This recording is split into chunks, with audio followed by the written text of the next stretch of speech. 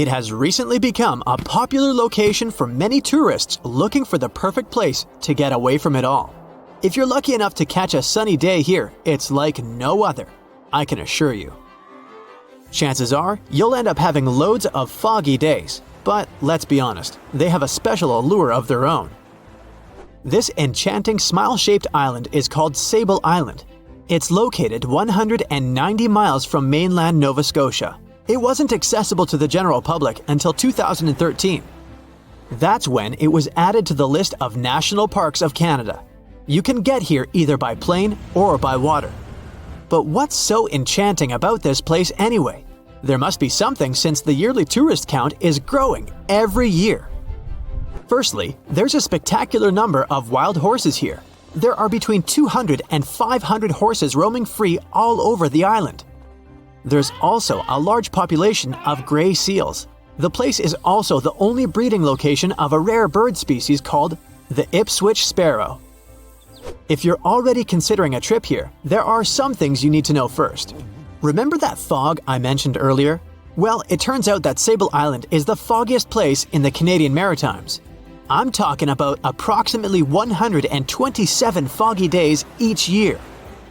During such days, Sable Island literally disappears underneath a thick layer of fog. You won't be able to explore the place on your own either. The local regulations state that visitors need to travel within a group, and they also need to keep a 197-foot distance from the wildlife they can encounter here. As charming as this place may be, it holds a dark secret hidden beneath the sandy dunes, and it has nothing to do with beautiful creatures living here or the island's unique vegetation. Apart from being known from its horses and seals, Sable Island is infamous for an overwhelming number of shipwrecks. Over the years, about 350 ships have ended their lives here, on these sandbars. When survivors described their experiences, they usually mentioned harsh weather conditions near this mysterious island.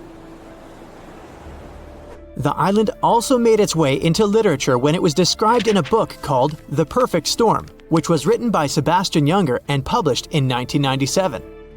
The book was so successful that it was later adapted for the big screen in 2000, with George Clooney playing the leading role. The first recorded shipwreck near Sable Island dates back to 1583. The boat was named the HMS Delight and was under the command of British adventurer and explorer Sir Humphrey Gilbert. Only 17 people managed to survive the catastrophe by escaping in a small boat. Records mention that they spent 7 days at sea before reaching the shores of Newfoundland.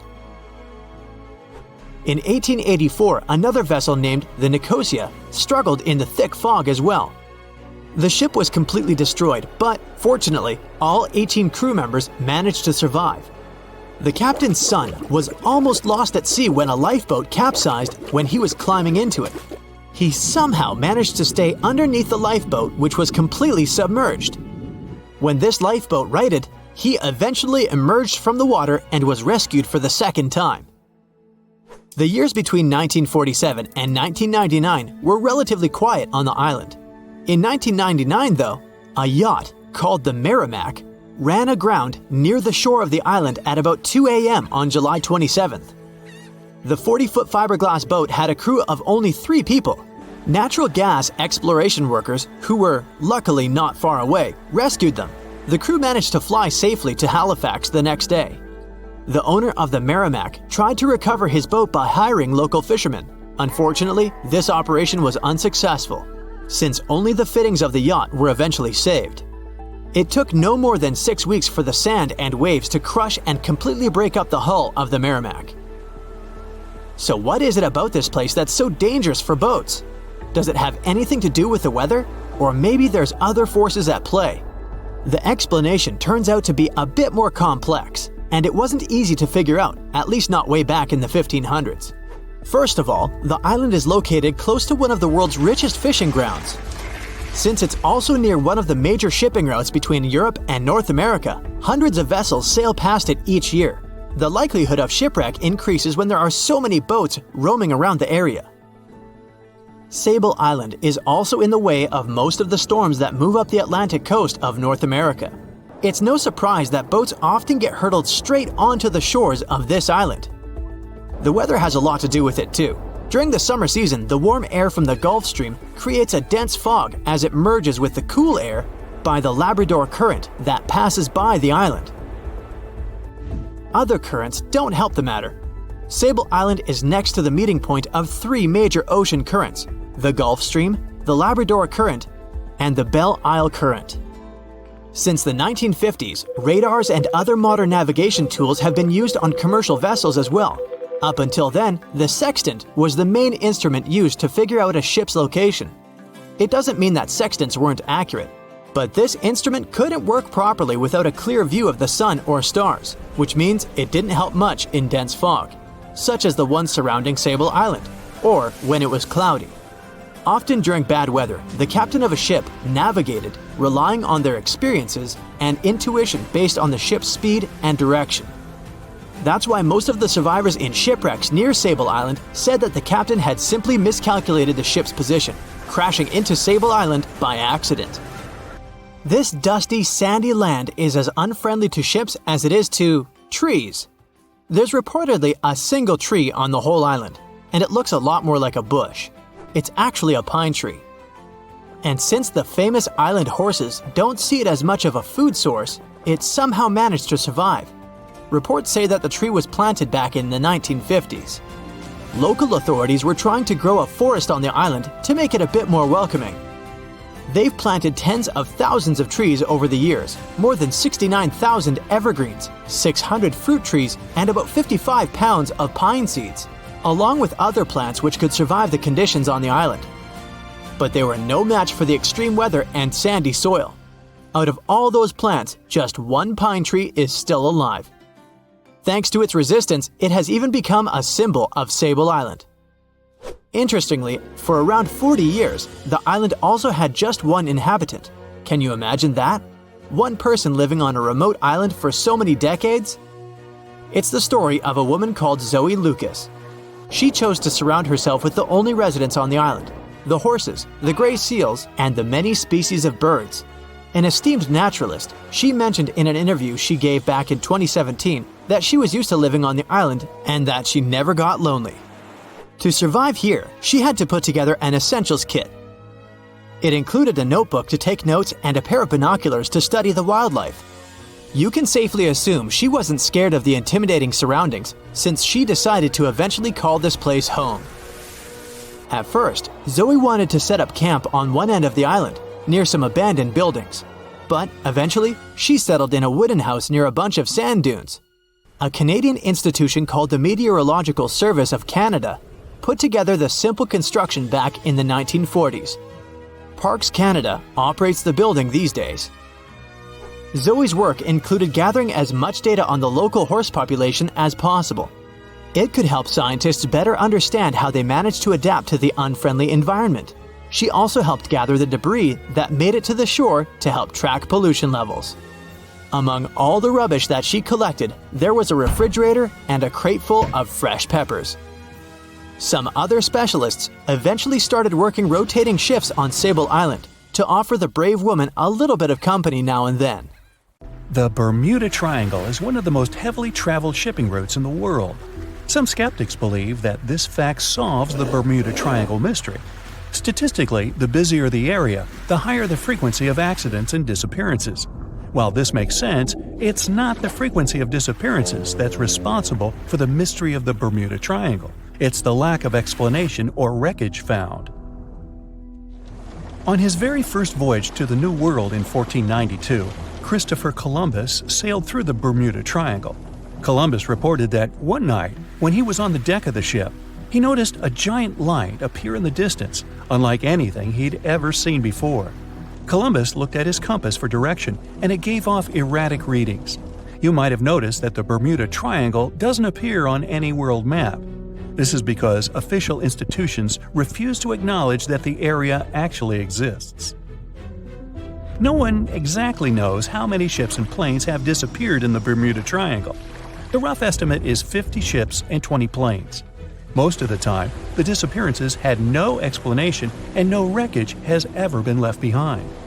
When the TBF Avenger planes went missing, a massive search operation was conducted. Boats and planes searched the Bermuda Triangle for any signs of the aircraft. One of the boats searching was a PBM-5 Mariner airboat. The airboat took flight at 7:27 p.m. and called in a routine radio message 3 minutes later. Then, it was never heard from again. No trace was ever found of the rescue airboat or the 5 Avenger aircraft.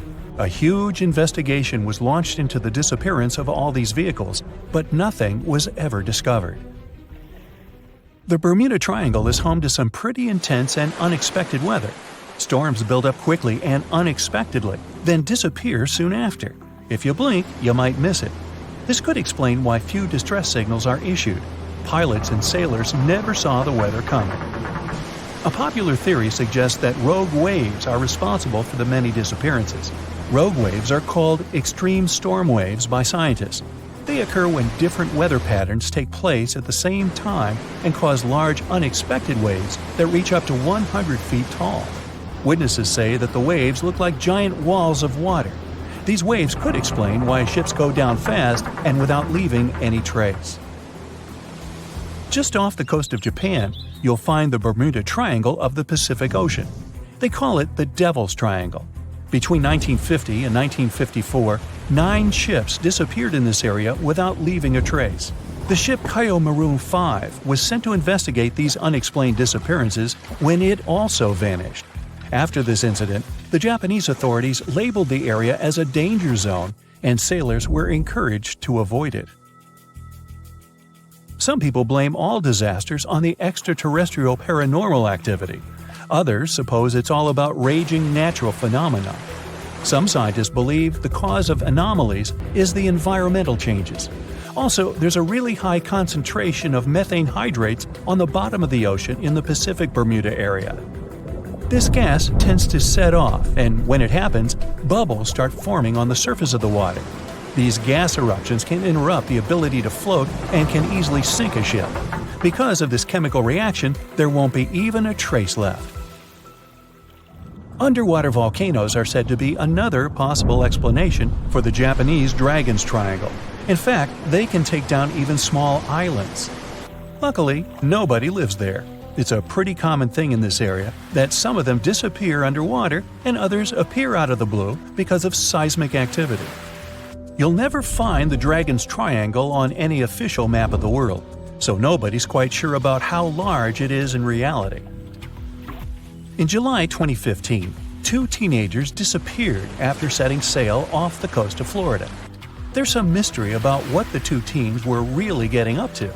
They told their parents that they were just going to fish, but they told their friends that they were crossing to the Bahamas. Shortly after they left, a line of thunderstorms moved towards the area, and the boys were never heard from again. A massive search was conducted, but sadly, nothing was found. 1 year later, the pair's boat was found off the coast of Bermuda with a broken iPhone and some personal effects left inside. One of the most popular and bizarre theories trying to solve the Bermuda Triangle mystery comes from Charles Berlitz. He insists that the area is home to the lost city of Atlantis. The missing ships and planes and malfunctioning equipment, according to him, were all caused by rays of energy let out by the special energy crystals that power Atlantis. While this sounds silly, Berlitz's theory was convincing enough that over 20 million people bought his book worldwide. Previously, the compass wouldn't work well in the Bermuda Triangle since the lines of the 2 poles coincided here, true north and magnetic north. But if you fall into this line, your compass will behave strangely. But the magnetic north is constantly shifting, and now it's far beyond the triangle. No legend says pirates of the last centuries operate in the Bermuda Triangle, or that the Flying Dutchman makes other ships disappear. A popular theory is that ships travel to the distant past or future through a time portal in the Bermuda Triangle. Fortunately, these are all myths. Just imagine hundreds of giant tentacles reaching out to a group of ships sailing through the Bermuda Triangle. In the past centuries, they could easily sink an entire fleet, since the ships were made of wood and were lighter. Squids wrapped decks with their strong tentacles, made holes in the ship's hulls with their sharp beaks. Toothy suction cups could break the masts and tear the sails. The water was filling the holds and slowly rising to the deck. The ship sank in a matter of minutes. Survivors reached the shore and told everyone about huge monsters. This is how the legends of the Kraken appeared. Fortunately, now people have sonars and equipment for monitoring the sea space. They say the main reason why this place is so enigmatic must be the magnetic fields that form this ominous triangle. Ocean floor is made of rocks containing a lot of magnetite. It's more like iron. Magnetic fields react to the high concentration of magnetite on the ocean floor, which may start a sort of conflict between the two. It can often lead to various weather anomalies and, as a result, navigation issues. And naturally, any changes in the ocean floor or the Earth's magnetic fields influence the Bermuda Triangle a lot. Magnetic fields tend to shift their position, so do tectonic plates and even the continents, even though we never notice it. The skies are usually very clear there, but back in 1883, some people witnessed abnormal things in the area. Some claim to have seen large blocks of ice falling from the skies, and the crew even managed to save one as hard proof. Seems like the Bermuda Triangle has an alternate not only on Earth, but even in space. Spacecraft usually don't disappear into thin air though, like there's no air. This anomalous area is really large and stretches right above the South Atlantic. It occupies the area from Chile to Zimbabwe, and sits right at the point where Van Allen radiation belts are the closest to the surface of our planet. The Earth has two such belts, which come in handy trapping the particles that shoot in from the Sun. They do a great job protecting the Earth from radiation. The magnetic field there is lower, so it allows the Earth's radiation belt to come closer to the surface. Whenever a satellite passes by, it will be exposed to radiation, which might lead to serious damage. So no satellite can take pictures of it. The South Atlantic anomaly is part of the Earth where natural radiation just flows out of control. Still, there is little evidence that all these triangles are really dangerous. Many believe the Bermuda Triangle itself has been proven time and again to be nothing but a work of fiction. In fact, some shipwrecks, such as the Ellen Austin, gained popularity in the middle of the 20th century, while nobody even thought of drawing a triangle in the Bermuda area before that. The mystery was popularized by science fiction writers and became a common myth, while no serious research proved it any more dangerous than other parts of the world's ocean. So, the crew of the Ellen Austin back in 1881 weren't even aware of the Bermuda Triangle back then, let alone afraid of it. What do you think?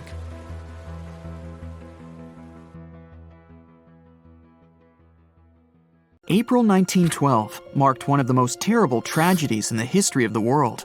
The most unsinkable vessel, the pinnacle of engineering at that time, the huge Titanic, sank.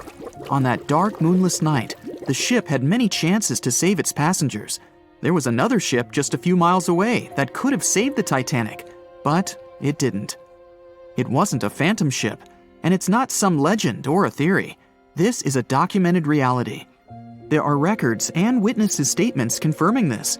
But why didn't this ship help? Let's find out what happened that night by looking at these events from 3 different points of view. Let's start with the Titanic version. 11:30 p.m. The moon hides behind black clouds. Visibility is bad. Everything is calm on the Titanic. Under the captain's guidance, the communications operator stays in touch with the mainland through the radio. At this moment, some stranger breaks into the frequency, interrupting the operator's communication. It's unclear what this strange man wants and what he's talking about. The operator doesn't try to figure it out. He shouts at the guy, demanding him to disconnect. The connection is interrupted. At 11:40 p.m., the Titanic crashes into an iceberg. The ice breaks the hull. Water begins to flood the lower decks. Nobody is panicking yet. 20 minutes later, at midnight, the ship's crew sends a distress signal through the radio frequency. Few people understand how bad the situation really is. After 20 minutes, at 12:20 a.m., they start lowering lifeboats with passengers. At 12:25 a.m., they receive a response to the distress signal. This is RMS Carpathia.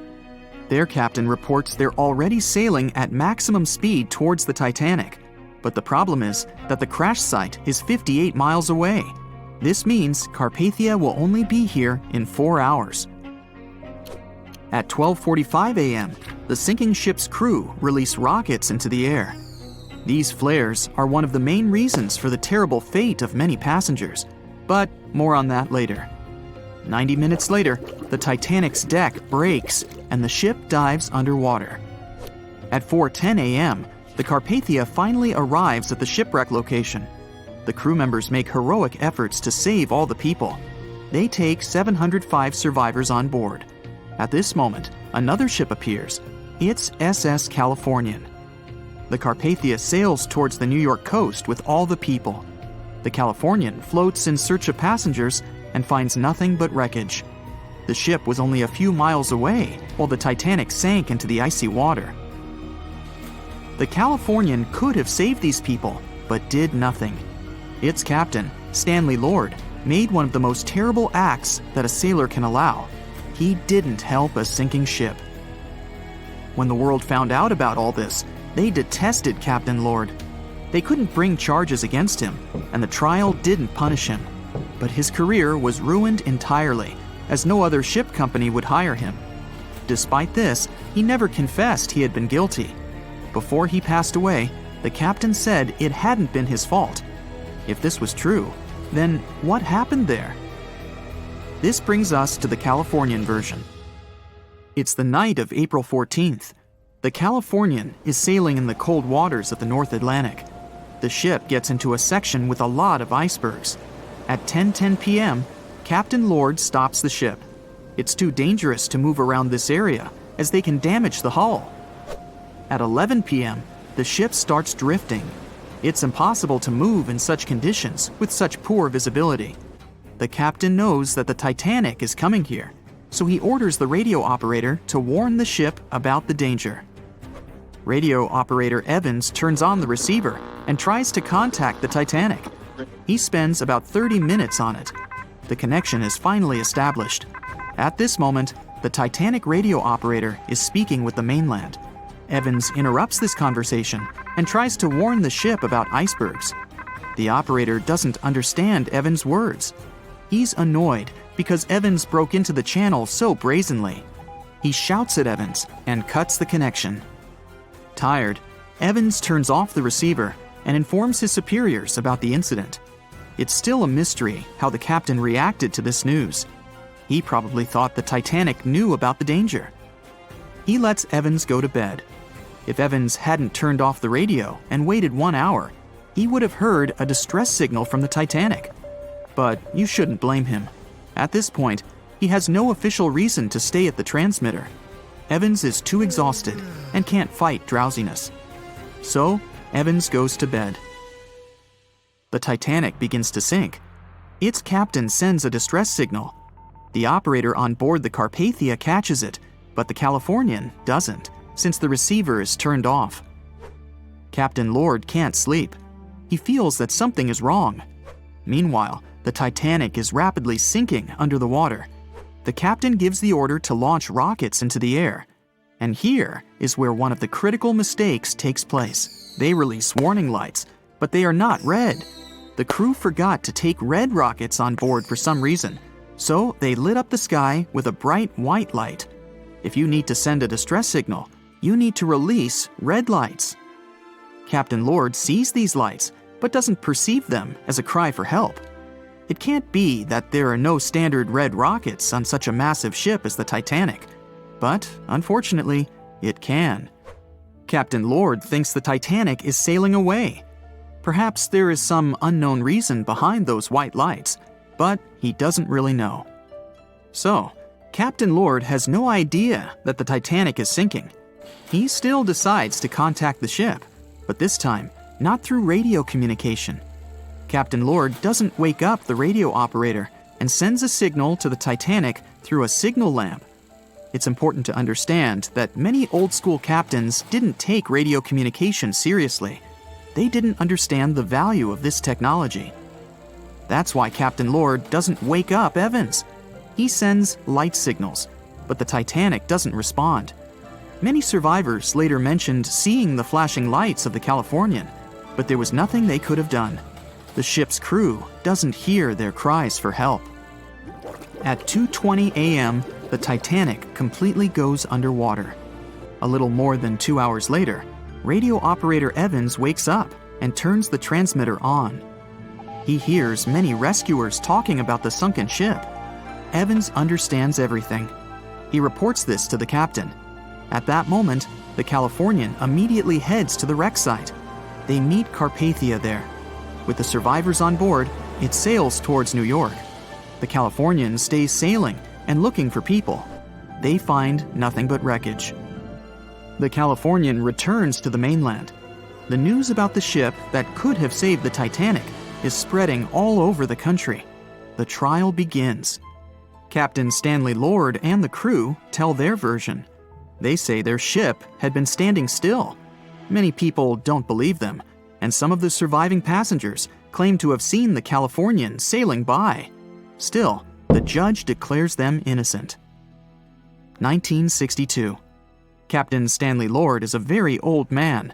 He calls a notary to confess something. The captain makes his last remark about this case. He swears he's not guilty. But if it wasn't the Californian sailing past the Titanic at that moment, then what? The Samson theory could answer that question for us. The sealing ship Samson is sailing in the cold waters of the North Atlantic. The crew aren't sleeping. They carefully study the surroundings, but not because they're afraid of icebergs. They're scared of meeting with the U.S. Coast Guard. The Samson ship's crew catch seals, which is illegal.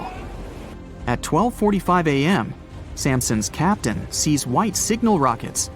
The team is sure it's the Coast Guard. They turn off the lights and sail away. It's dark, so they don't notice the sinking Titanic. They return to the coast of Iceland and hear about the disaster. They realize they have abandoned the drowning passengers. The nephew of one of Samson's crew members reads about this story in his uncle's diary. The nephew asks for permission to publish these recordings. All the people realize that Captain Lord wasn't guilty, but unfortunately, he didn't live to see this moment. Actually, it's still unknown who is guilty in this story. 2 ships were nearby the Titanic. Their captains were adequate people. They would have helped save all the passengers. Their fault was that they couldn't understand what the Titanic wanted on that dark night. Someone forgot to put red flares in the box. This small but fatal detail was one of the leading causes of the tragedy. So in 2017, over 25 million people boarded cruise ships all over the world. Now, if you're keeping count, that's more than the total population of Greece. It's become America's favorite choice when it comes to going on vacation. It's easy to see why hopping aboard a cruise ship becomes more popular each year. Heading out on a cruise is also coming back in style with newer generations. 2/3 of Gen Y and millennials say that cruising is their new preferred type of vacation. How's that? Well, let's see. It's easy to plan in advance. On board, you can find activities for all family members, and you get a chance to visit several different destinations in one trip. An added bonus of booking a cruise? You can sample various places for a future time off. The entertainment on board is often top-notch, providing passengers with an added taste of luxury. And the amenities and accommodations are generally very reliable. Not to mention that it gives tourists that feeling of actually getting away from everything that people strive for while out of the office. Royal Caribbean International is one of the largest cruise lines in the world, with just over 19% of the cruise market as of 2018. Its current fleet is divided into many different classes of ships, including the Voyager class, Radiance, and Quantum. The latest addition to the Royal Caribbean International's impressive fleet was built in 2018. Wonder of the Seas is now the largest cruise ship in the world. Since this spectacular liner has just had her maiden voyage in March 2022, let's look at some of the incredible perks it has to offer its passengers. For starters, the boat is so big that it had to be split into neighborhoods. Well, it figures since Wonder of the Seas can accommodate almost 7,000 passengers.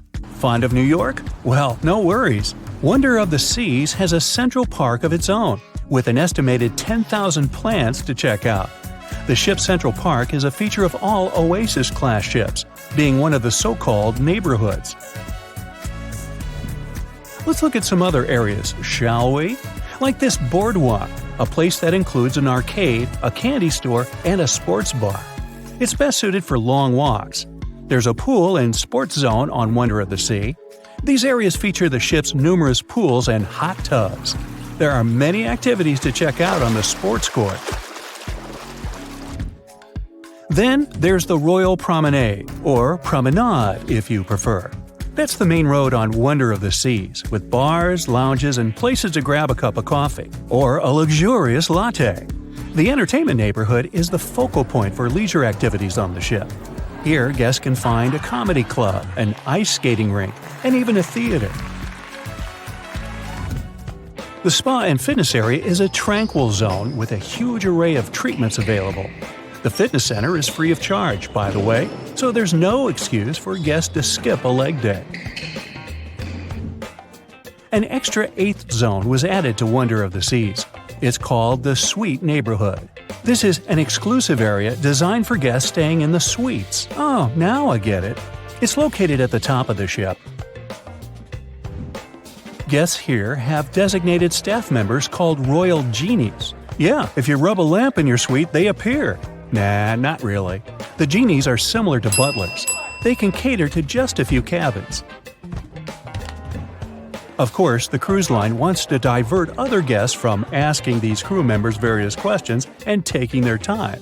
That's why the genies don't wear name tags in public areas. As for its itinerary, Wonder of the Seas was initially supposed to be homeported in China, but Royal Caribbean decided to move the liner to the United States.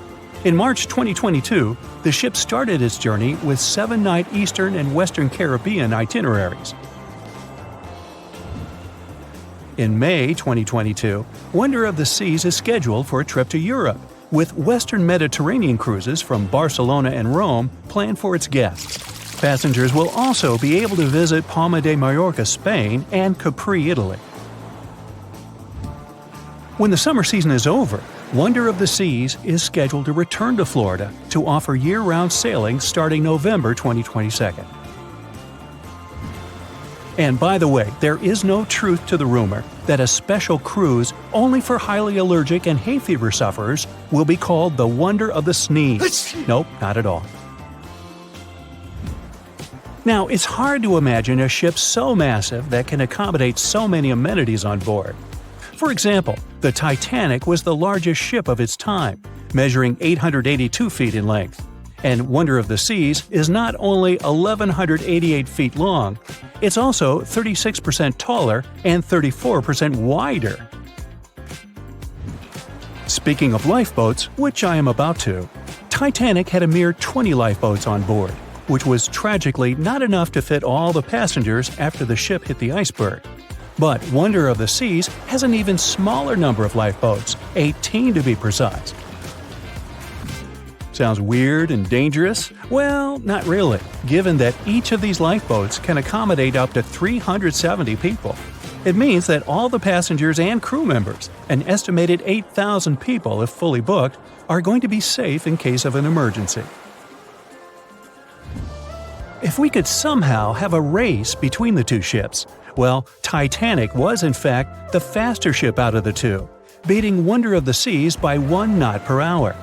Cruise ship passengers today are more interested in the experience rather than the speed of the boat itself.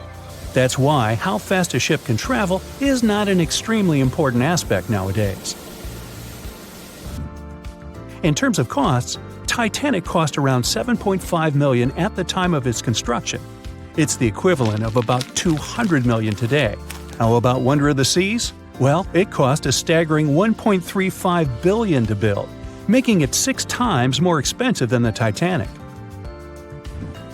How about we compare ticket prices? Well, in this case, the least expensive ticket on Titanic was £7. It's about $1,000 today. The cheapest ticket on Wonder of the Seas is currently $423, but prices may vary depending on the location, season, itinerary, and how much you tip your Royal Genie. And I know you were going to ask, how about icebergs? Well, Titanic steamed in the frigid North Atlantic, where you had to be on the lookout for those. Wonder of the Seas will be cruising the balmy Caribbean, where the worst thing you can hit on is 17 in blackjack. Oops, busted. Anyway, set side by side with its other sisters from the Royal Caribbean Fleet, Wonder of the Seas is equally as impressive. The company's earliest ships could host about 2,500 people. This included passengers and the staff. Such ships were Splendor of the Seas, Legends of the Seas, and the smallest of them all, Thumbelina of the Seas. No, wait, that should be Empress of the Seas. Oops, my bad. The largest ships in the company's fleet can now house about 9,000 people altogether. That's almost 3 times the size and capacity of the earlier liners. Wonder of the Seas is one of them, as well as Harmony of the Seas and Symphony of the Seas. Are you seeing a pattern here? Yep, if you ever encounter a ship with "of the Seas" in its name, it's safe to assume it belongs to Royal Caribbean. But if it's a can of tuna, it might actually be Chicken of the Sea. Hey, I like tuna. Now, choosing between cruise ships based on their size is like wondering if you should visit your local museum or the Louvre in Paris. It all depends on your preferences. Some families prefer small settings. Others are a fan of large spaces that can provide everything they need. Historically, it's equally as exciting how far we've come in terms of maritime transportation. The SS Royal William, for example, was the first boat to ever make a transatlantic voyage almost entirely steam-powered in 1833. And it was a mere 160 feet long and could house roughly 155 passengers. And if the seas were calm, then they were housed less roughly. Similarly, the first modern megaship in the world was the MS Sovereign of the Seas. Launched in 1987, it was only 888 feet long and could carry a little under 3,000 passengers. Size and capacity are not the single improvements added to newer cruise ships out there. Recent technological developments in artificial intelligence and facial recognition have allowed cruise operators to ensure faster, smoother boarding for passengers.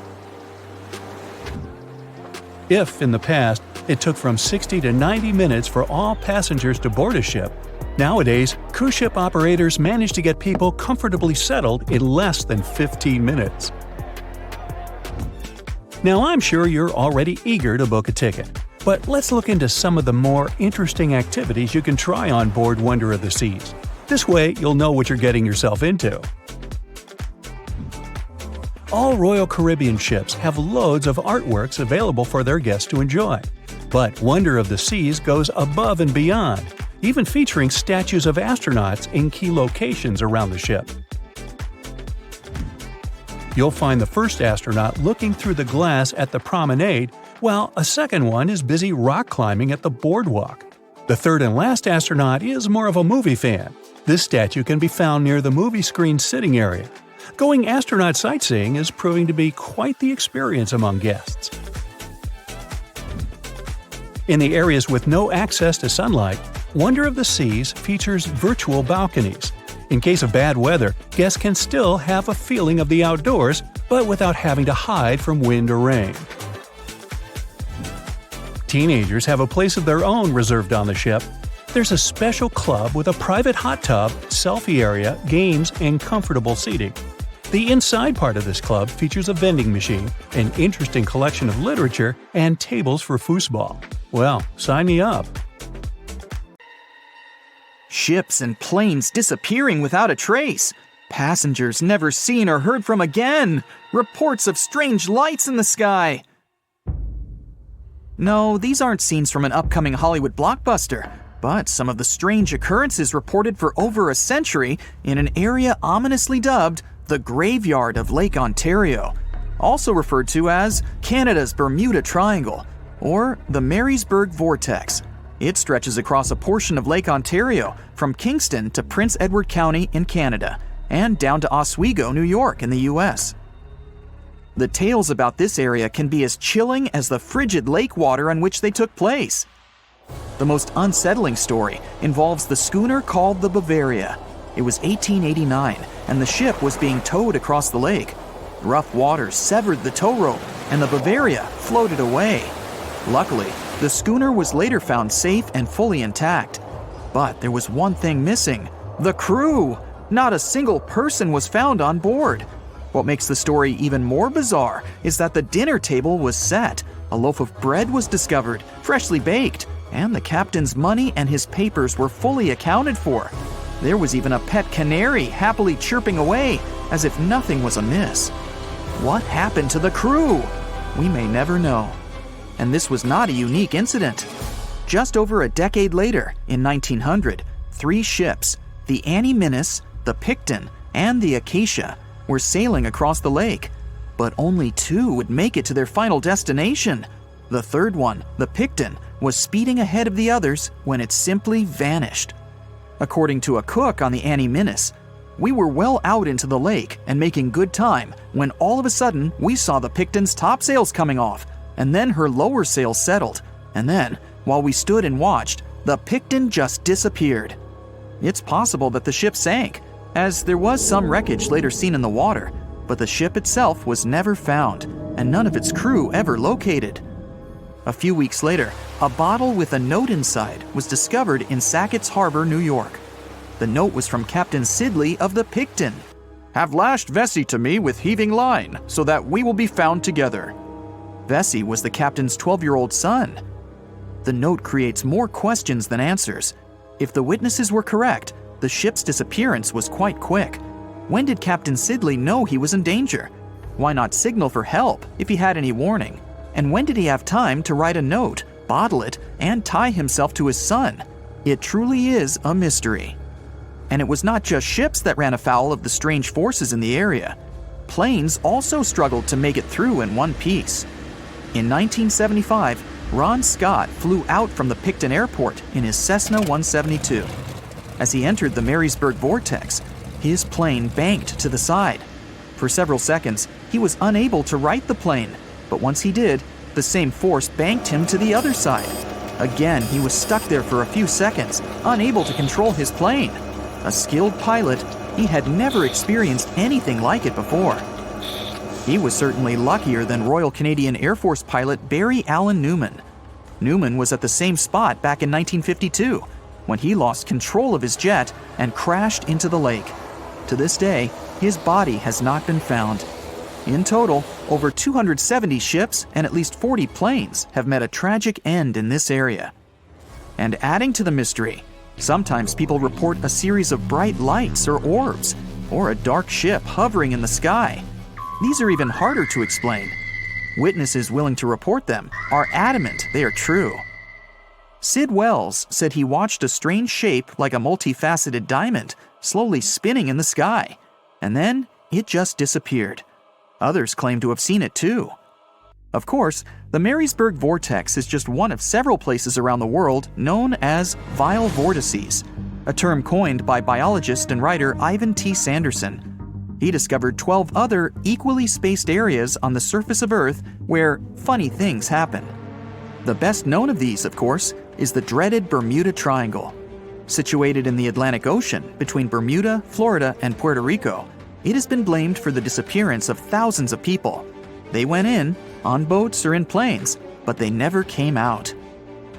Even the explorer Christopher Columbus experienced the mystery of the Bermuda Triangle during his first voyage to America in 1492.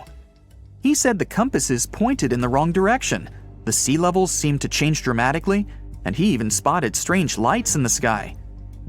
In 1918, the USS Cyclops, which was one of the US Navy's biggest fuel ships, disappeared there. Since the 309 crew members were declared lost at sea when the Cyclops vanished, it's seen as the largest loss of life in the history of the US Navy in a single incident. At the time, the weather was good. The one message sent that day from the ship indicated no issues or concerns, and a distress signal was never sent. A thorough naval investigation followed. Its conclusion? Many theories have been advanced, but none that satisfactorily accounts for the ship's disappearance. In other words, the investigators were stumped. There's also the Dragon's Triangle, located in the Pacific Ocean. The most disturbing story involves a group of Japanese vessels that disappeared in the 1950s. When researchers were sent to investigate what happened, they too disappeared. In each case, it's impossible to truly know what occurred, and it's easy to get caught up in stories of giant sea monsters lurking beneath the waves. Who doesn't like a good scare? And Sanderson was willing to accept the possibility of such stories being true. He believed the vile vortices that he studied could be explained by anything from a wrinkle in the space-time continuum to magnetic abnormalities to underwater people. Of course, Sanderson was not only a huge fan of strange places, he also wrote about strange creatures like Bigfoot and the Loch Ness Monster. His skills as an impartial scientist are questionable though. In 1948, he claimed that some 3-toed footprints found at Clearwater Beach in Florida were proof of 15-foot-tall penguins, arguing that they were impossible to fake. In 1988, Tony Singerini revealed that he and his friend, attaching some cast-iron feet to his high-top sneakers, were behind the giant penguin hoax. So maybe Sanderson isn't the most reliable source after all, but there are also some very compelling and wholly natural explanations. Let's look specifically at the Marysburg Vortex. It's entirely possible that ships like the Bavaria and the Picton were done in by a mix of bad luck and bad weather. Unsettled weather is certainly not uncommon on Lake Ontario, and flash storms on the open water can prove dangerous to the most skilled sailor. And even today, with advances in weather forecasting, we get it wrong all the time. Back then, there was no way to predict that a storm was just around the corner. And the weather was just one issue. Historian Mark Seguin said that the area was always known to be dangerous, as the lakebed quickly becomes shallow along the eastern shore. There are also small rocky islands and shoals scattered throughout the area, making sailing a risky venture, especially for larger vessels or those weighed down by heavy cargo. By the mid-20th century, modern weather forecasting and improved shipbuilding alleviated most of the hazards of the Great Lakes shipping, resulting in fewer losses. The last major shipwreck in any of the Great Lakes was that of the SS Edmund Fitzgerald, which sank off the coast of Lake Superior in 1975, with 29 crew members going down with it. It seems the vortex is no match for human progress. And as for lights or images in the sky, in most cases, it's the result of an interesting phenomenon called thermal or temperature inversion. When this happens, a layer of warm air becomes trapped under cold air. This can result in mirages or reflections. So, a light on the ground that is miles away can be reflected in the sky, giving the impression of a flying object. Other parts of the mystery may be solved with a little time. Lake Ontario's freshwater and frigid temperatures help preserve the ships and planes that came to rest there. As divers and researchers continue to explore the area, maybe we'll finally learn the fate of the Bavaria, the Picton, Captain Sidley, and his son. The sea, this unrelenting water beast, has been defying all attempts to tame it for centuries. Many ships driven by the wind have gone through the harshest parts of the world. Some have survived the struggle with the sea, and many have come off second best. It's the year 1834. A ship called the Pilgrim is setting a course to sail from California to Boston. The journey will venture around South America and then past Cape Horn of Chile. Richard signs up as a merchant seaman aboard the Pilgrim. This is his first voyage at sea. The crew tells Richard stories of the Drake Passage off Cape Horn, a route that's legendary for its dangers. Countless ships and sailors have disappeared in those waters. Since Cape Horn's discovery in 1526, it's quickly become known to all those that have sailed around it as the ultimate test of any mariner's skill and of any ship's strength. Those that have survived the journey call Cape Horn a sailor's nightmare. Jack the helmsman, a salty veteran, steers the ship towards this most dangerous of all routes. Jack has been aboard the Pilgrim since it was first commissioned in 1825. He's passed by the Horn many times, each time learning a different lesson from the tests provided by the sea. The Pilgrim has been refitted since its past voyage a year ago. Richard values Jack's experience, given that it's his first journey at sea. Jack assures Richard of his confidence in the Pilgrim, even though it's just a small wooden brig with 2 masts. Jack's aware that wooden vessels are gradually becoming outdated. replaced by new steam-powered ships. But Jack prefers the maneuverability of the Pilgrim and would take it over the steel ships any day. Richard is excited to be aboard. There's so much to explore in life as a merchant seaman, but the guy struggles to acquire his sea legs on the boat. Forceful winds make the Pilgrim move faster, providing Richard with a quick introduction to life at sea. At the same time, nothing can prepare him for what is to be experienced at Cape Horn. It's the southernmost point of land before Antarctica. The gap between the icy continent and Cape Horn holds the infamous Drake Passage. Approximately 700 miles between Cape Horn and the Antarctic Peninsula. Strong winds provide an uninterrupted, steadfast journey toward the Horn. But, as Jack tells Richard, the winds are more concentrated at the Drake Passage. They create a funneling effect, becoming stronger and more unpredictable.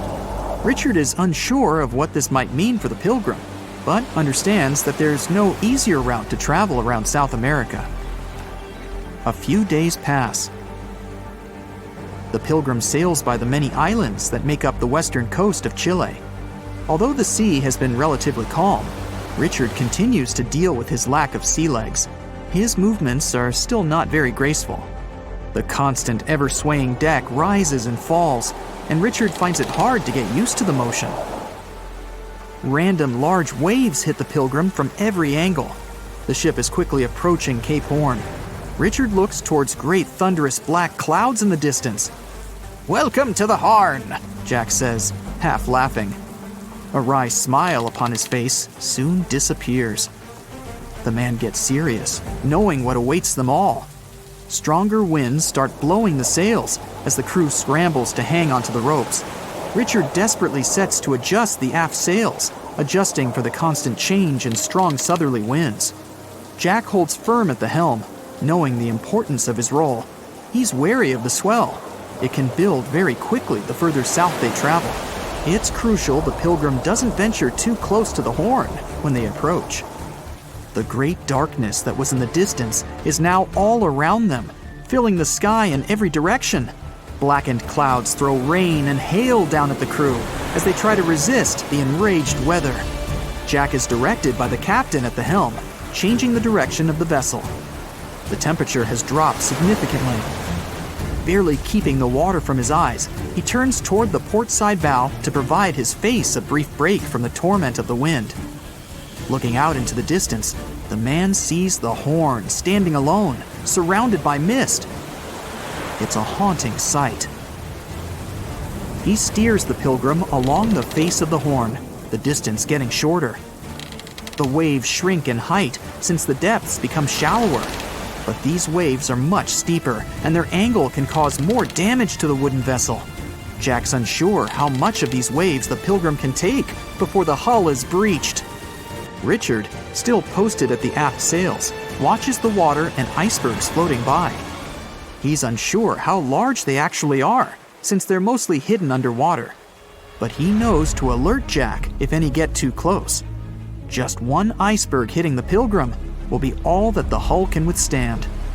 Dutifully, he watches over the side and into the distance. Icebergs aren't the only thing to look out for. Rogue waves are common in these seas as well. The connecting Antarctic and Pacific Oceans, mixed with stormy weather, form waves together. This creates much larger rogue waves. Such waves have been known to reach up to 100 feet tall. They can destroy most vessels in their path. It'll surely be the end of the Pilgrim if it comes across a rogue wave. Strong currents adjust the route of the Pilgrim, as though the Horn is trying to lure the ship toward its rocky shallows. Slowly, they are getting pulled closer toward the Horn. Jack is fighting the current at the helm. Spinning the wheel, he strains his body as much as he can. Grunting, he plunges the wheel from the port side to starboard and back again. The captain keeps yelling directions. To a novice, they're extremely confusing. But Jack, a hardened veteran, continues to interpret the directions with ease, steering to readjust their course away from the Horn. The captain orders Richard to assess the hull below the decks. With the level of pounding the Drake Passage has provided so far, it's surely harmed the ship in some way. Richard runs to the deck as another sailor yells something at him, but the noise of the sea makes it difficult to hear. A wave hits the side, flowing onto the deck. Richard manages to hang onto the mast before he's almost swept overboard. The entire front deck seems to be underwater.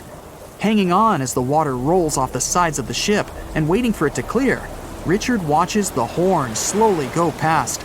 Still, it beckons toward the Pilgrim, as though asking for its dues from the crew. The currents are still pulling the ship, while the storm is raging on, with no end of the struggle in sight. The storm is growing ever larger and fiercer. Richard gathers himself to head below and assess the damage. After a slow descent to the lower decks, Richard can finally look over the hull from the ship's quarters. There's no damage from what he can gather. But he's shocked by the depth of the water inside. It's now at waist depth. Cups, amongst other things, float in the water. Even inside the ship, the guy can't escape the waves. Unable to make sense of it all, he stands frozen, listening to the almighty power of Mother Nature outside. The sea roars even more wildly, waves constantly thudding against the hull. It sounds like a somber drumbeat, a slow countdown to the demise of the Pilgrim. Richard forces himself back to the terrors of the above decks, grasping onto the rails to carefully walk the slippery stairs. He leaves the disturbing creaks of the wooden decks. They're soon replaced with the strained sounds of the ropes, the yells of other sailors, and the deafening roar of the sea crashing all around him. Jack is at the helm, focused on his role, still fighting the wind and the waves, even with the addition of ice and frost. It seems that the world around him has set its heart to distract the man from his duty, but Jack pushes on determinedly. For 9 days, the Pilgrim fights the constant changes in stormy weather, facing all kinds of obstacles, but the ship manages to make it through. As they leave the storm behind, the crew sets their course north for their final destination. The sight of the sun peeking through the dark clouds is the most relieving thing Richard has ever experienced.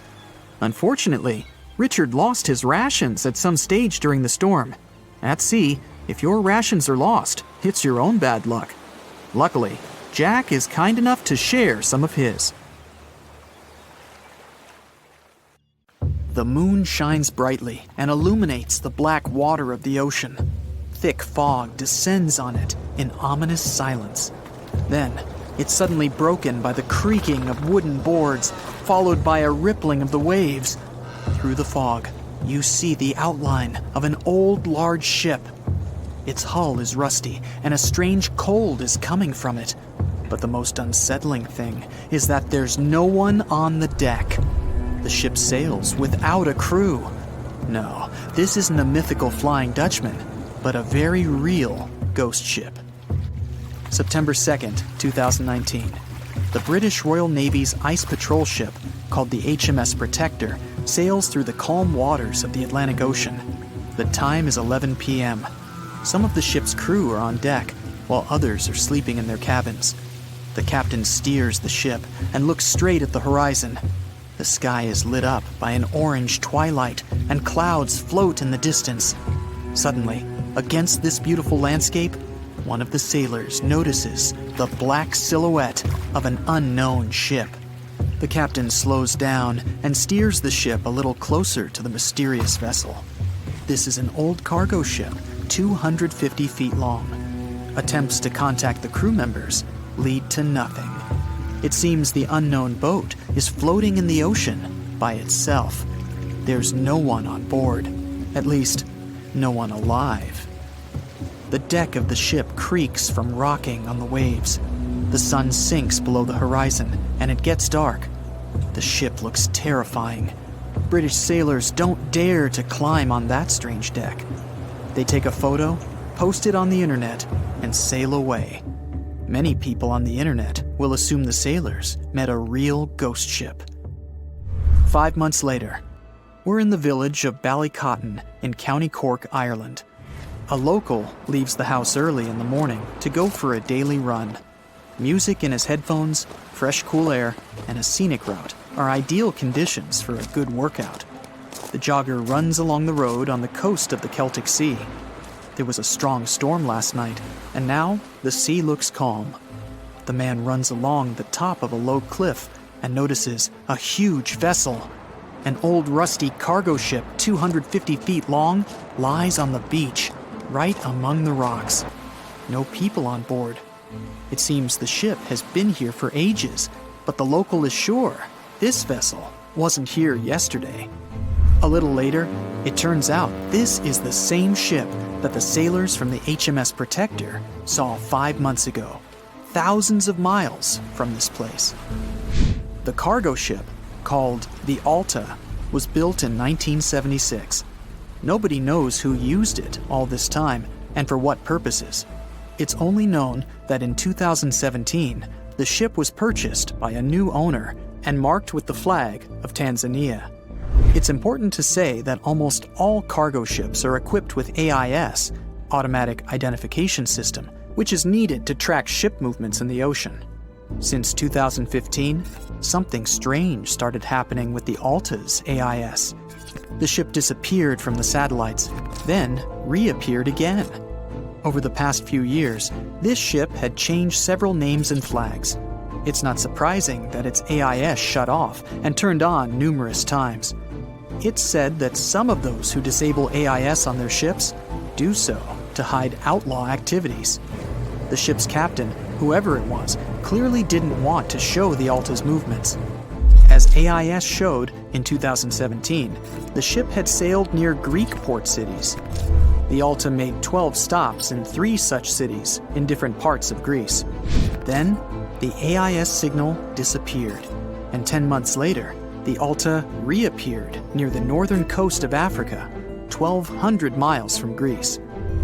In September of 2018, the ship was sailing about 1,400 miles southeast of Bermuda, and at that time, the crew members started having problems. There were 10 people on board the Alta. On September 19th, the ship's engine failed right in the middle of the Atlantic Ocean. The nearest shore was very far away. The ship began to drift. As days passed, the crew couldn't fix the vessel. Food supplies were running low.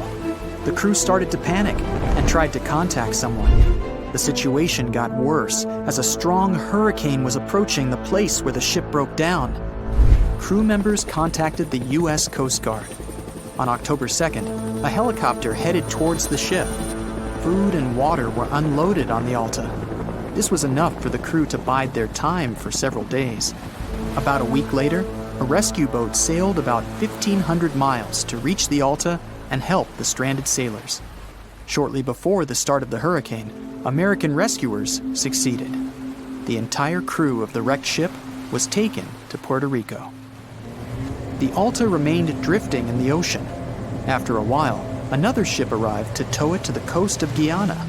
Then, something went wrong. Again. The ship was hijacked.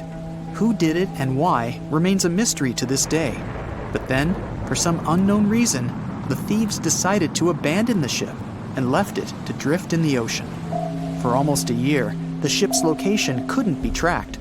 Then, in September 2019, the vessel was found by the British Royal Navy. How the Alta was able to cover the distance across the Atlantic and wash up on the coast of Ireland is unknown. An investigation has been launched in Ireland. It's necessary to identify the owner of the vessel and find a responsible person to take on the task of towing it. But no one has since been found. Once, an unknown person called the Irish authorities and introduced themselves as the owner of the ship, but didn't provide any evidence. Several barrels of oil were found on board the Alta. To dismantle the ship, the Irish authorities will need to spend about 10 million euros. Local residents are annoyed by the wreck too. Corroding metal is bad for the environment, and kids have already snuck on board and posted a video on the internet from inside the abandoned ship. The further fate of the Alta remains unresolved. It's still lying there. That ship sailed in the ocean for just 2 years. Now imagine if some other managed to drift for 38. In all that time, no one could catch this ship, and people still seek it. That vessel is called the SS Baychimo. It was a merchant ship owned by a Canadian trading company. In 1931, the ship got stuck in ice off the coast of Alaska. A strong snowstorm began. The team waited a week for it to end, but the storm only intensified. One day, the weather improved a bit, and part of the team was evacuated to the nearest city. Another part of the crew, with the captain, set up camp near the ship. The storm started again and didn't stop for a long time. The blizzard was so heavy that the ship's captain couldn't see beyond his arm's reach. Finally, when the storm was over, the captain saw that the ship simply vanished. He decided the Baychimo sank during the storm. A week later, the ship was found, drifting near the place where it was lost. The hull of the ship was damaged so badly that it was unsafe to sail on it. The captain decided to abandon the ship. However, it didn't sink. For the next 38 years, it was drifting at various points along the Alaskan coast. Several times, people climbed on the ship, including native Alaskan residents and a group of researchers. Attempts to save the vessel from the sea ended in failure. The salvage operations were hampered by drifting ice and bad weather.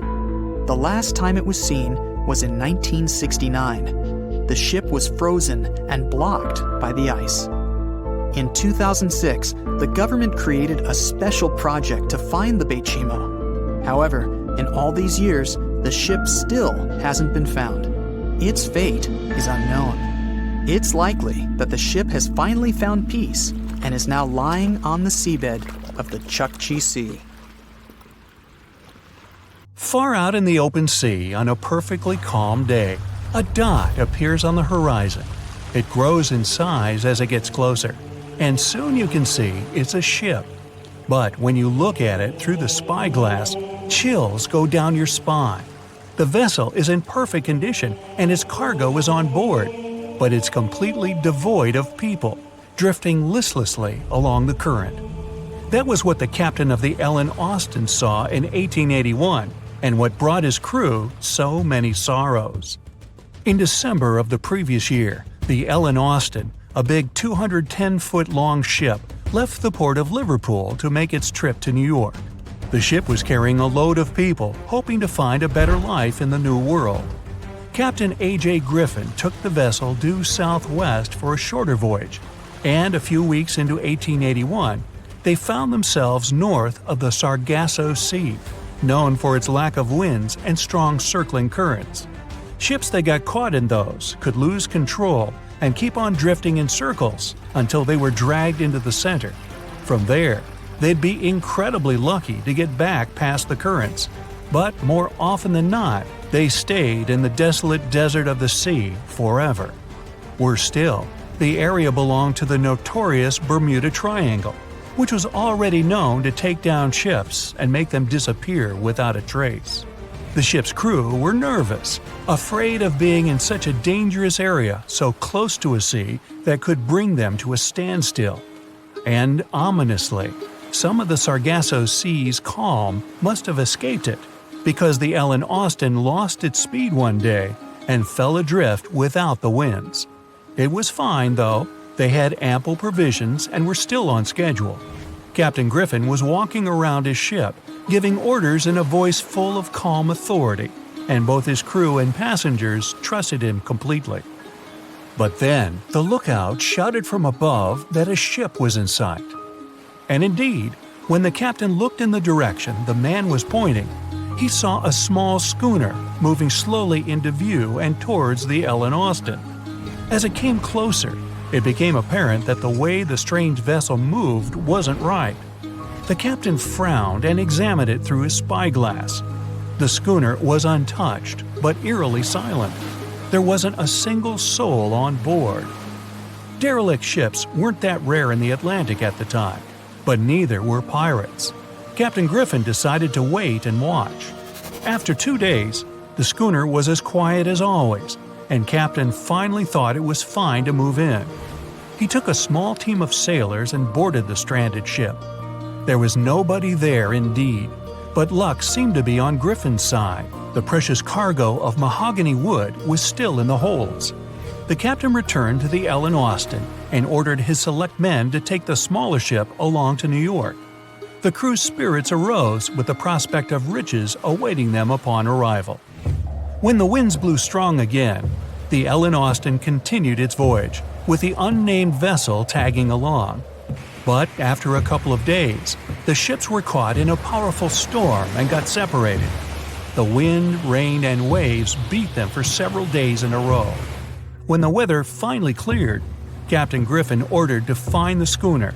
They searched for another day until they finally found it adrift, way off the course. Griffin hailed his men on board the smaller ship, but no one answered. A party of sailors went to investigate and returned with their faces white with fear. The whole prize crew went missing in the storm. The captain wasn't one to lose such a valuable find, though, and ordered another team to take control of the schooner. Reluctantly, the sailors obeyed, and the two ships continued their voyage.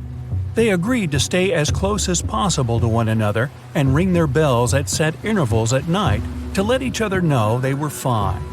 Several nights went all right, with bells ringing reassuringly every hour. But one day, a thick blanket of fog fell on the sea and almost completely blocked their vision. The ships went on regardless and started sounding their bells earlier. When night came, the fog was still there, but the bells were the sound of life. Until they stopped. Captain Griffin rang the bell once, then twice. No answer. The crew lit the fires and looked out into the sea intently, but the fog hadn't lifted, and they couldn't see a thing in the swirling abyss beyond the ship's board. Nobody could sleep that night, and they waited in silence until the break of dawn. The first rays of sun made the fog slowly disperse, and the whole crew went to the edge of the deck with heavy hearts.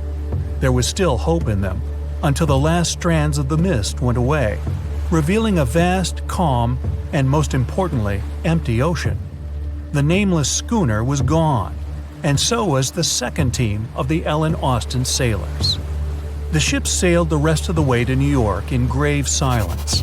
Once it arrived at the port, the passengers were only too happy to leave the vessel, and no one so much as turned their head as a goodbye. That was the ship's last voyage as the Ellen Austin.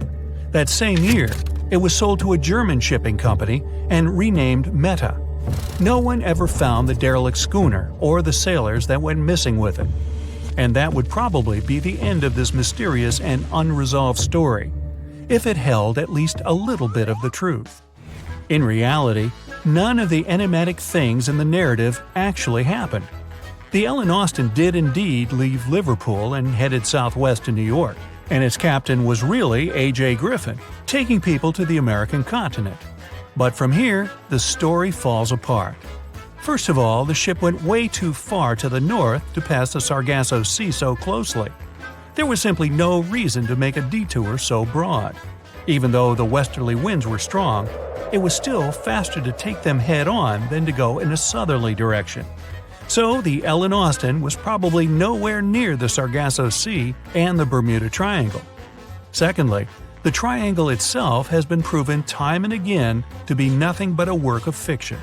In fact, it gained popularity in the middle of the 20th century, while nobody even thought of drawing a triangle in the Bermuda area before that. The mystery was popularized by science fiction writers and became a common myth, while no serious research proved it any more dangerous than other parts of the world's ocean. So the crew of the Ellen Austin weren't even aware of the Bermuda Triangle back then, let alone afraid of it. Thirdly, the whole story was told and retold by magazines and mystery-loving personalities with ever-changing details. It first appeared in a newspaper in 1906 and already had the date wrong. The article said the voyage took place in 1891 instead of 1881. Later, the story resurfaced in 1935 on the radio with the wrong name of the captain. It was Baker, not Griffin. The date was also off, saying the trip was taken in August 1881, when the Ellen Austin was already renamed Meta. The legend grew upon with other strange details, such as the ship's route from London to Newfoundland, which was never the case. But the final debunking came from the archives of Lloyd's of London, the marine insurance market that keeps all logs of trade and emigration ship routes. The documents there say that on February 1881, the Ellen Austin completed its cross-Atlantic voyage to New York without incident. Captain A.J. Griffin offboarded the ship with all his crew hale and hearty and declared no loss of hands during the trip. The voyage took over 2 months because the ship had to fight strong westerly winds pushing it back towards Britain. The crew reported no strange encounters on the way, and the whole thing was as boring as could be. And even the passengers must have been smiling when they stepped on the American soil at last, unaware of the phony baloney story they were about to be a part of. The voyage started just like any other. The cargo ship SS Cotopaxi is making another journey to Havana, Cuba, to deliver coal. It's November 29, 1925. For Captain Meyer and his crew, leaving Charleston Port, South Carolina, it will be the last trip the ship ever makes. Its route ran through the Bermuda Triangle. 2 days into the trip, the Cotopaxi sent out a distress signal. It had got caught up in a strong tropical storm and turned over on its side. The wind was very strong and there was powerful lightning as well. Rain gradually filled the ship's hold. Then there was a bright white flash, and the ship disappeared without a trace. Later, its wreckage was found in the Gobi Desert, which is in a completely different part of the world. All 32 crew members, including the captain, were missing. Of course, the part about the Gobi Desert is fictional. For one of his movies, Steven Spielberg came up with the idea that the ship was moved there by aliens. Still, in real life, the ship was never found, and its crew really did disappear. It was officially declared missing a month afterward, and nobody could find the wreck.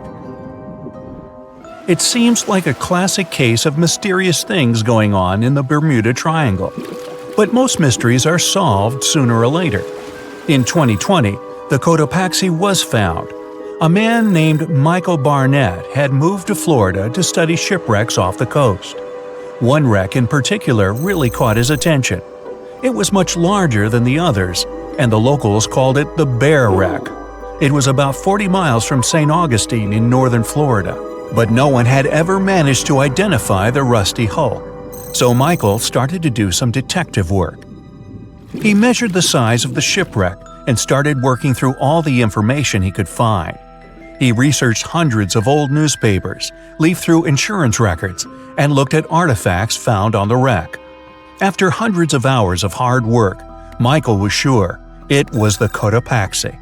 But a few years before, there had been a rumor that the same ship had been found off the coast of Cuba. The Coast Guard found the wreck of a cargo ship about the same size that looked a lot like the one lost in 1925. Michael was sure they were wrong, so he teamed up with some science journalists and kept investigating. Soon they discovered something that seemed to confirm Michael's belief. Divers found brass valves with the letters SV on them in the wreckage of the ship. Michael suggested these initials referred to Scott Valve Manufacturing Company. The headquarters of this company was in Michigan, not far from where the Cotopaxi had been built. The company had probably supplied parts for the Cotopaxi. So the puzzle seemed to be solved. The Bear Wreck was really the missing cargo ship. But Michael still needed to work out why the ship had sunk. Did something mysterious really happen to the Cotopaxi in the Bermuda Triangle? Later, Michael found the testimony of the ship's carpenter among some old papers. The carpenter claimed that the hatches covering the coal on the ship had been in a terrible condition before it sank. Repair work on the covers wasn't finished before the crew got the order to sail to Cuba. So if the hatch covers were still broken during the trip, water could have easily gotten on board. This water probably flooded the hold during the tropical storm. This was the real reason why the Cotopaxi went down. There was really nothing mysterious about it. It was just a mistake made by ordinary people. But this is just one example out of dozens, or even hundreds, where ships and planes have gone missing in the Bermuda Triangle. We still can't explain some of these incidents. It seems like there really is something weird going on there. One of these strange events happened in 1948. a passenger jet was headed for Miami from San Juan, Puerto Rico. It disappeared in the same area as the Cotopaxi. The 32 people on board vanished without a trace. The weather was clear throughout the flight, but experts think that when the plane was about 50 miles from the coast, it could have been hit by a strong wind that knocked it off course. Years later, a similar plane was found in the area of the Bermuda Triangle, but because no one could work out the registration, it was impossible to say for sure if it was the same one. Something even stranger occurred not long before, in 1945. 5 planes went missing all at the same time. Some trainee pilots were practicing their navigation skills, but when they'd finished, it seems they couldn't find their way back home and disappeared. Many people assume they just ran out of fuel.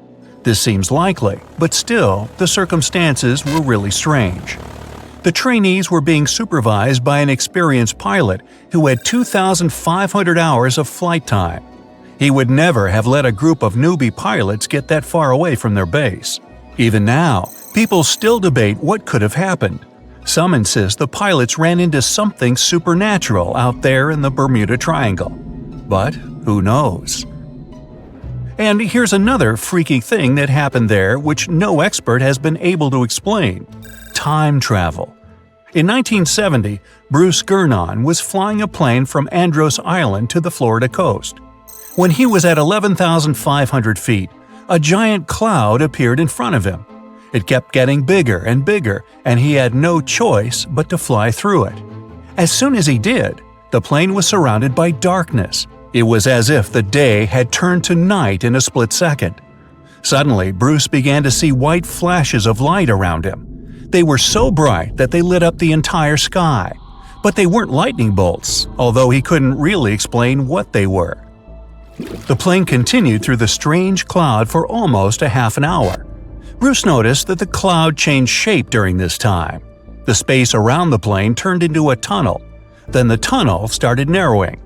Bruce became really tense as he tried to cope with the plane's controls. All his instruments and navigation equipment were going crazy, and the electronics stopped working. Then, a white light appeared at the end of the tunnel. Just like in the movies, the plane escaped the closing cloud tunnel at the very last second. Everything was fine, but now Bruce found himself in some white fog. He had no idea where he was. Then he managed to contact ground control. He was shocked when he learned that his plane was already in the airspace above Miami. It seemed that something impossible had happened. Bruce was meant to cover a distance of about 250 miles during the flight.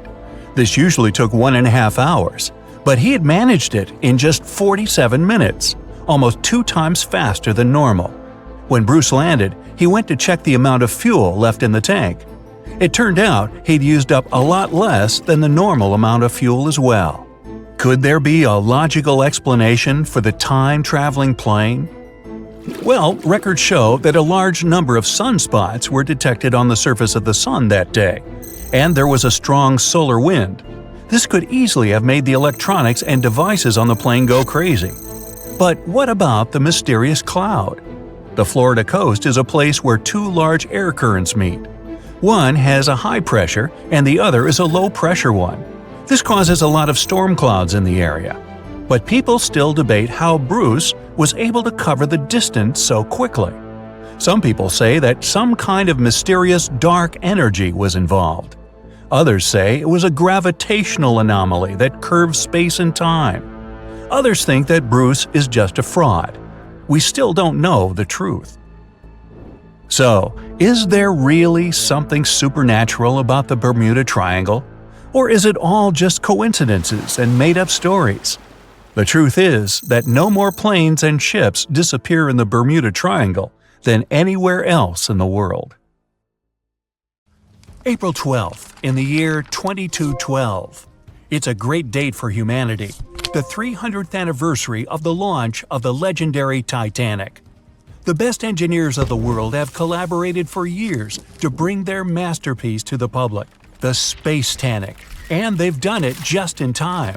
The glorious spaceship is waiting in its harbor under the limelight, photographed by thousands of people. The trip was scheduled for April 12th, just like 300 years ago. Finally, the big day has come. The passengers are going on board the most magnificent spaceship of the time. They call it Unbreachable. It has 12 decks, from the third class closer to the bottom to the most luxurious first class on the top, with panoramic views of outer space. The ship is preparing for launch. The engines are starting, the final countdown has begun, and the Space Titanic is off into the sky. It quickly becomes no more than a speck in the big blue and then disappears. The first day of the flight goes perfectly. The ship leaves the Earth's atmosphere in less than an hour, and passengers enjoy the wonderful view outside. The blue and green planet on the backdrop of the black void of space.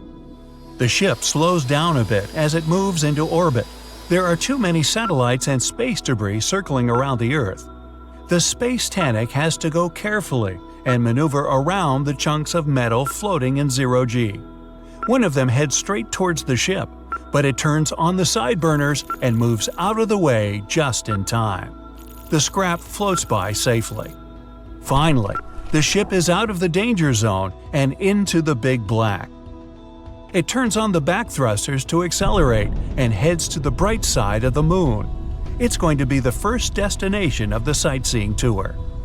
The planet becomes gradually smaller behind, and about halfway to the natural satellite, people on board can marvel at the sight of the sun.